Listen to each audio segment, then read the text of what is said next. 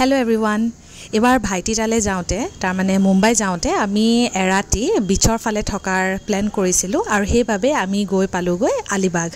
আলিবাগ হৈছে মুম্বাই মহানগৰীৰ পৰা এপ্ৰক্সিমেটলি 88 to 90 কিলোমিটাৰ দূৰত আছে আৰু এই যিখন বিচলে আমি গৈছিলো মানে তাৰ ওচৰতে থাকিছিলো এই বিচখনৰ নাম আছিল কাশিত বিচ। ধৰিব পাৰিছে বিচখন বেছি বিশেষ মানুহ নাই আৰু একেবাৰে সাফা আৰু আমি যত অলপ সলপ লেতেৰা দেখিছিলো ভাইটিয়ে মই বুটলি এখিনি সাফা কৰি পেলাইছিলো। তাত গৈ পাওতে আমাৰ পাঁচবেলাই হৈছিলেগে সেই কাৰণে আমি আগদিনাখন তাৰ মানে পাঁচবেলা আমি ভাইটিয়ে মইহে অলপমান ফুৰি আহিলো আৰু খুব গৰম আছিল দে সেইদিনাখন। মুম্বাই তিনিও গৰম আৰু বিচৰ কিনাৰ বেছিকে গৰম আছিল। এয়া হৈছে ৰাতিৰ পৰিবেশ আৰু আমি যত আছিলো এটো ভাৰত পেট্ৰলিয়ামৰে এটা তেওঁলোকে প্ৰভাইড কৰা এটা হোম ষ্টে আছিল।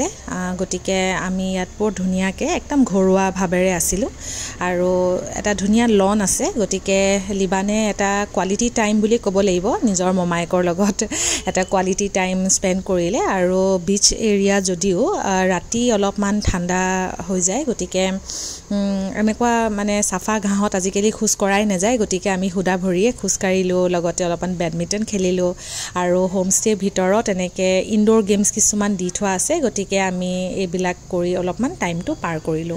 আমিতো সাধাৰণতে ইমান বেছি কমাৰ্শিয়াল জায়গাবিলাকতো আমাৰ থকা নহয় যদিও কেদিনমান মুম্বাই মানে মহানগৰ থাকোতে এনেকুৱা অনুভৱ হয় যে মানে অলপমান আমাক মানে নেচাৰটো যে কিমান প্ৰয়োজন আমি যে প্ৰকৃতি প্ৰেমী হয় হেয়া আমাৰ অনুভৱ হৈ পৰে। আমি যত আছিলো তাৰ ওচৰতে বিচ তাৰ মানে এপ্ৰক্সিমেটলি 500 মিটাৰ 600 মিটাৰ গলে বিচখন পায় আৰু সেইভাবে যোনটো হোম ষ্টে ইয়াত এটা বৰ ধুনিয়া প্ৰভিজন তেওঁলোকে ৰাখিছিলে যাতে বিচৰ পৰা আহোতে কাপোৰ কানিত খুব বালি লাগেতো আৰু বহুত লেতেৰা পেতেৰা হৈ অহা যায় আৰু সেই কাৰণে এনেকে শাৱাৰ আৰু এটা টেপৰ প্ৰভিজন ৰাখিছে যাতে যিসকল ব্যক্তিয়ে তাত বিচৰ পৰা আহে ধুনিয়াকৈ ইয়াতে ভালদৰে হাত ভৰি ধুই আৰু দৰকাৰ হলে শাৱাৰ লৈ পেলে যাতে ঘৰৰ ভিতৰত সোমায়। আগদিনাখনটো লিবান যোৱা নহলে লিবানৰ সাগৰ আৰু হেহে নেক্সট ডে এয়া দৃশ্য। এই সময়তো আসলতে মানুহ একেবাৰে কম আৰু লিবানে আসলতে এটা বৰ ধুনিয়া সময় স্পেন্ড কৰিলে কিয়নো আমি লিবান এবছৰমান থাকোতেও আমি এবাৰ গৈছিলো তেতিয়া কিন্তু হি সাগৰৰ মানে সেই ভ্যালুটো বুজি পোৱা নাছিলে। এইবাৰ অলপ বুজন হৈছে 3 বছৰ হ'ল আৰু সেইভাবে খুব ধুনিয়াকৈ আইতাকৰ লগত পানী খেলিলে। আমিতো মোস্ট অফ দ্য টাইম ভাল মানে নেচাৰৰ মাজতেই থাকো কিন্তু কেদিনমান মহানগৰত থাকোতে অনুভৱ হৈছিলে যে মানে নেচাৰ কিমান আমাৰ কাৰণে ইম্পৰ্টেন্ট। মানে আমি অলপমান মানে শান্তি বিচাৰো বা বেছি চিঞৰ বাখৰ বেছি হুলস্থুলৰ পৰিবেশ বৰটা যে আমি ভাল নাপাওঁ হেতু আমাৰ অনুভৱ হৈ গৈছিলে। হেহে আমি বিচত যেতিয়া ৰাতি থাকিলো আমি খুব ভালকে আমি সময়খিনি পাৰ কৰিলো খুব ফূৰ্তি কৰিলো। লিবান ও পানী আহি গৈছে ইমান জোৰছে।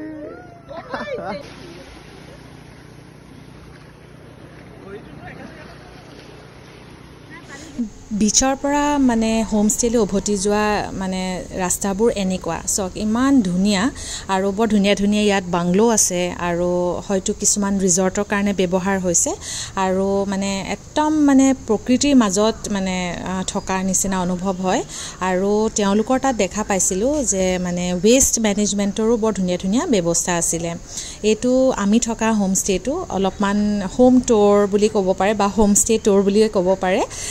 দেখুৱাই দিছো এটো লিভিং এৰিয়া বৰ ধুনিয়াকে সজাইছে দে বিৰাটে ধুনিয়া আৰু গুটেই কেম্পাসটোত মানে ফুল মানে গছেৰে ভৰপুৰ আৰু তেওঁলোকৰ ভগৱানৰ আৰু মানে এনেকুৱা থাপনা বা এনেকে ফটো তেওঁলোকে লগাই থৈছে আৰু এটো ফাৰ্স্ট ফ্লোৰৰ এৰিয়াটো তাত যত আমি ইনডোৰ গেমছ বিলাক খেলিছিলো আৰু ইয়াতো ডাইনিং এৰিয়া আছে আৰু সেই কন্ঠাই হৈছে ৰিডিং এৰিয়া বৰ ধুনিয়া দেখিছে নহয়।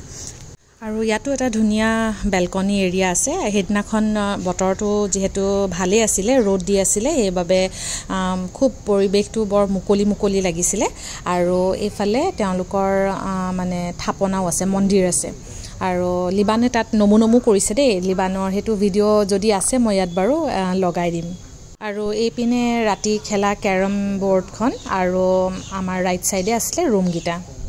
আটাইতকৈ বেছি ভাল লাগে যেতিয়া খুব বেছি মানে পৰিপাটিকৈ ৰখা হয় আৰু পৰিপাটিকৈ ৰাখিবৰ কাৰণে আচলতে যিসকল ভিজিটৰ তাৰমানে ধৰক যিসকল মানুহ যায় তেওঁলোকেও যদি অকণমান নিজে অলপমান কেয়াৰ লয় তেতিয়া তাত থকা মানে ষ্টাফসকলৰ কাৰণেও সহজ হৈ পৰে।